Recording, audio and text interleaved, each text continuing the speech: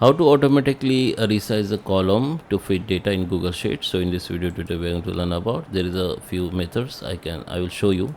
So let's start with the video, guys, and at the end, if you like this video, hit the like button, subscribe my channel, and don't forget comments below. So let me start with the video.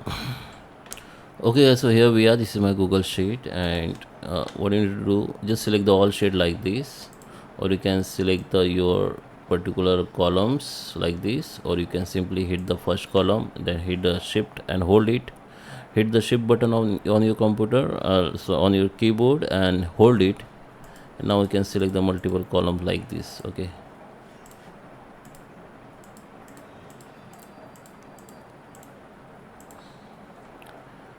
now what you need to do, just keep the cursor between the two columns and make sure this symbol visible to you. Now double click on it, then all your column size will be fit to the data. Okay, you can see, same as you can do with the rows. Just select the rows like this, hit the any first row, hold it